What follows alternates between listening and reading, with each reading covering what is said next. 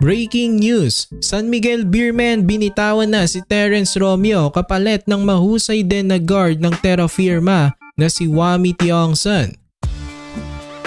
So malapit na magsimula ang next conference at bago nga magsimula ito, gumawa na ng moves ang San Miguel Beermen. Ito nga mas inuna pa nilang pag-trade kaysa sa paghanap ng kanilang import para sa Commissioner's Cup. Ito ayon sa mismong website ng PBA mga kabakets, i-trade na nga nila sila Terence Romeo at Vic Manuel sa Terra Firma Jeep kapalit nila Wami Tiongson at Andreas Cahilig. Grabe nga ang trade na ito.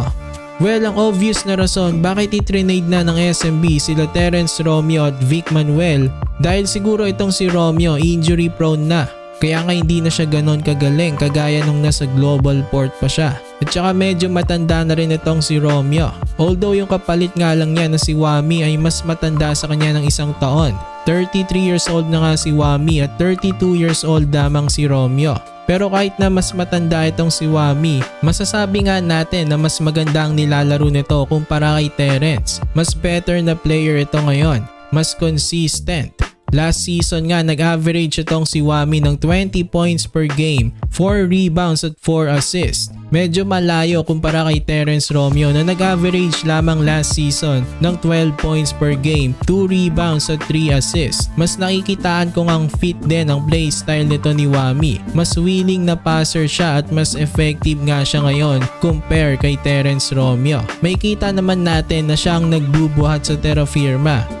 At dahil nga na nasa Terra Firma na si Terence Romeo, makakasama niya ulit ang dati niyang kakampi sa Global Port na si Stanley Pringle. Reunion nga ito sa Terra Firma. Ang isa namang nakuha ng SMB ay ito ngang si Andreas Cahilig.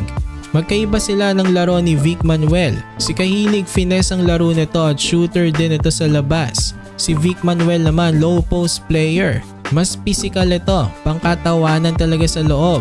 Hindi nga lang siya masyadong nagagamit na ng Beermen, kaya siguro itinrade na. Pero I think kung mabibigyan ito ng playing time sa ibang team, medyo maaasahan pa naman ito. Posible na mapunta pa to sa ibang sister team ng San Miguel Beermen. Pwedeng sa Barangay Ginebra o sa Magnolia Hotshots naman. Kahit ngayon, one of the best low post players pa rin itong si Manuel sa PBA. At tingin ko mabibigyan siya ng mas mahabang playing time sa ibang team. So ayan nga ang trade na gumulat ngayon sa lahat.